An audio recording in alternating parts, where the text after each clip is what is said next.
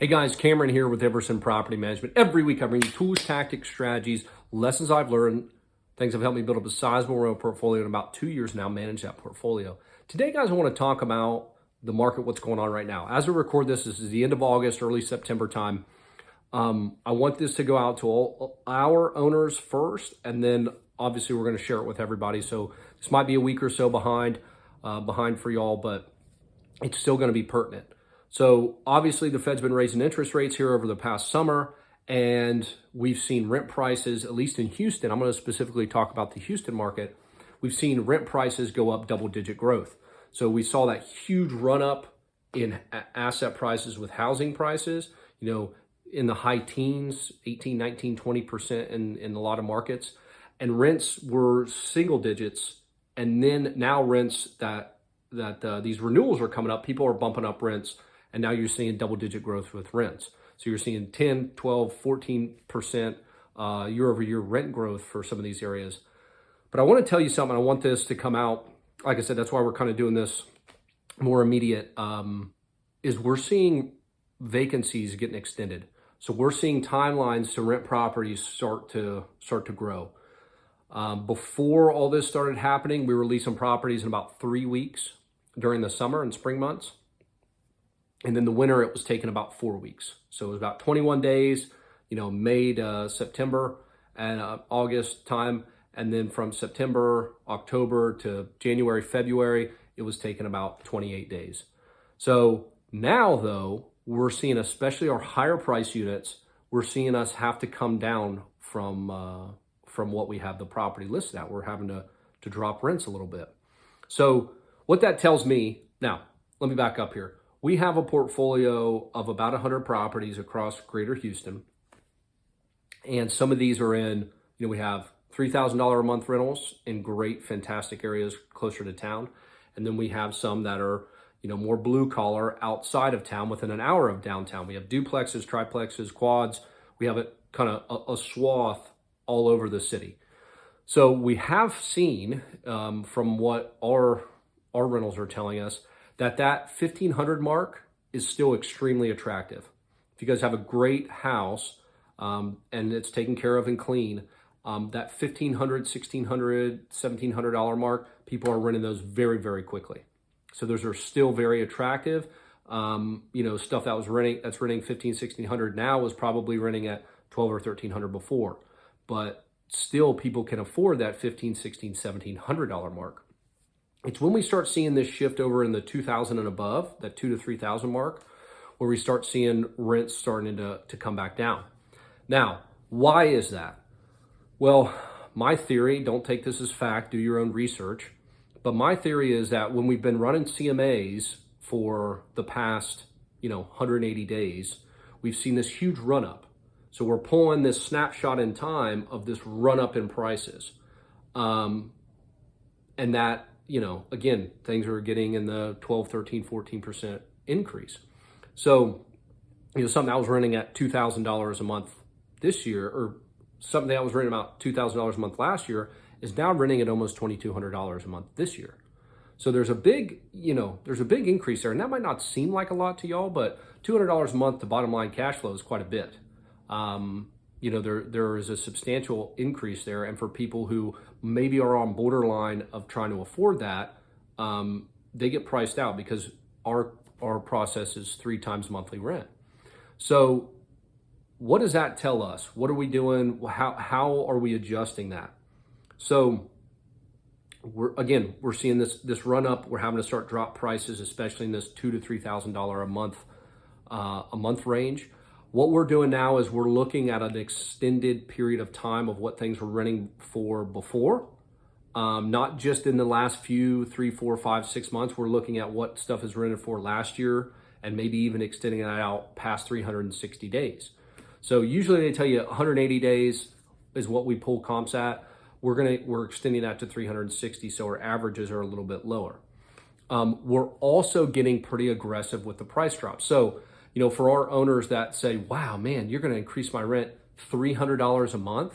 I can think of a property pretty specifically that we were renting for around $1,700, $1,800 a month, and the new comps came in about $2,200, $2,300.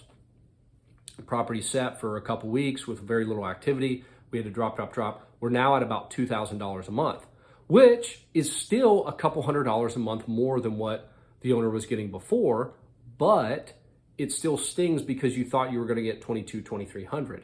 So just be cognizant of that, especially for y'all that aren't using us or using another management company or are doing your own, you're kind of driving the ship of your own rental prices. You're trying to set your rental prices. Make sure you're cognizant of that. The other thing is, if you're looking to buy something and you see the comps for the last few months or whatever, $2,500 a month, maybe have your realtor or somebody pull comps from a year ago, because I think this run up is starting to soften. We're pricing so many people out that we're having to bring rents down. Like I said, especially in that $2,000 to $3,000 a month range. And, the $1,500, $1,600, $1,700 seems to be still very attractive. We're still leasing stuff in, 2 to 3 weeks with those at those price points. So yeah, make sure you're extending your time on those CMAs. And like I said, be cognizant. If you're an owner with us and you're like, man, Cameron, I see you keep dropping prices. That's one reason. I think we might have overshot a little bit, and I do not want to extend vacancy any more than I have to. If you guys have seen that video or have not, vacancy is an extreme cash flow killer. So I want to be very cognizant and reduce this vacancy that we're having. And then again, if you're looking to buy another property, please take into consideration what the rents are over the past year, not just what the rents and lease comps are over the past few months, 3 or 4 months. Get that full year picture and you'll see these crazy run-ups. So why, and what are we doing about it? Again, we're dropping rents, but what is our strategy? I want to let you guys know kind of what our methodology is here so you guys can get a full grasp on this. We do not want to follow the market down. Now, what do I mean by that? If the market was $2,000 a month for your rental, and now next month, everything is softened, and now that unit and all the other units in the area are only renting for $1,900. If you drop it $100, you're still in that general market. Or if you drop it $50, you're still above market. So you've got to be careful on dropping it slowly, because as the market starts to turn and you just keep dropping it little by little, you never actually catch up to the fair rent price, if that makes sense. So property is turned and you're just doing your little price drops, following the market down. We want to, when the market turns, we want to correct the price from up here to where the market's at. So you might see $50, $100, $150 drops. For some of our owners, we've had to do that. And that might seem insane to some folks. But I can tell you, again, if you watch that vacancy video, if you have a $2,000 a month property, you do not want that thing sitting a month or 2 months. It will annihilate your cash flow for the year. Let alone, you paying the landscaping, the utility bills, worrying about people breaking in or what have you. So we're going to get pretty aggressive here. At the time of this recording, when you guys are watching this, again, this is the end of August, early September. You probably have already seen that. Or maybe when you see your lease, you're going to go, wow, okay. They told me it was going to get 23. Now I'm at 2150. Or maybe I'm at 2,000 now. We want to get aggressive and get to the market rent. Something else that has come up, and another reason why we're getting aggressive on these price drops.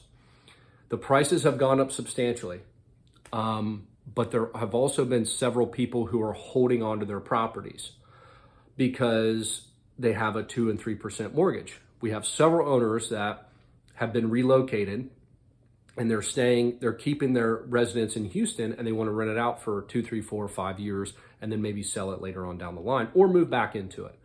And what that has done is that has the low interest rates environment caused everybody to buy.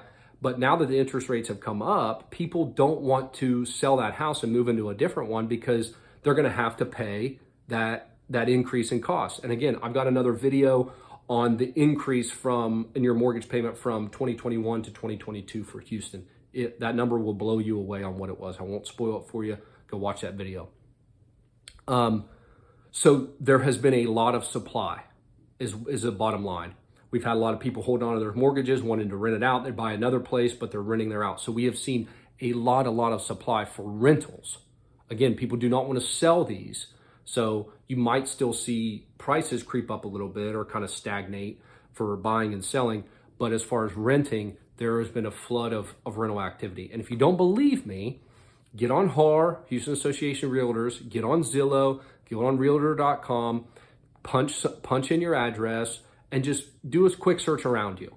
You guys will see there is a lot of activity.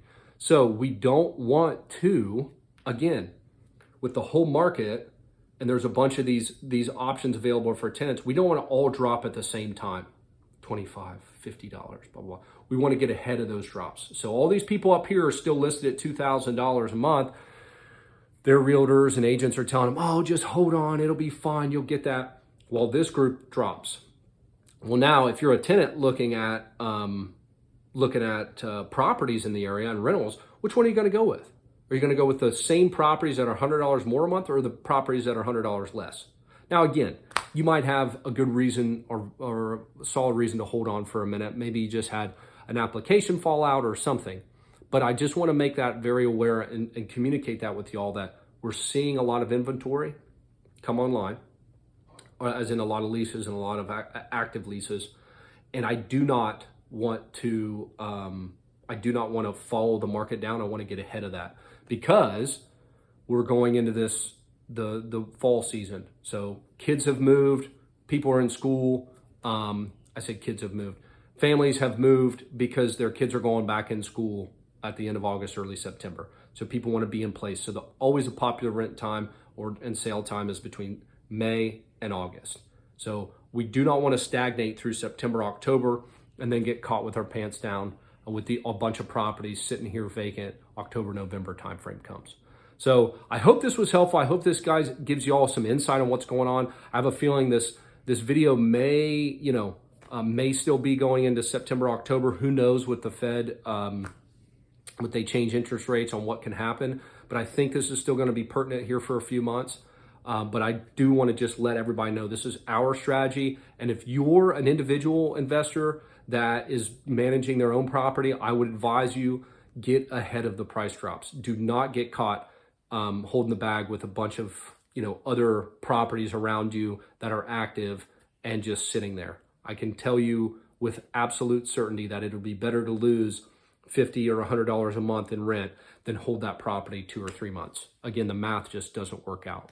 So I hope that was helpful. If it was, let me know. If you guys disagree with me, let me know. I would love to hear it. And if anybody has another bigger portfolio and they're seeing something different, please let us know. I appreciate y'all. I'll see y'all next week.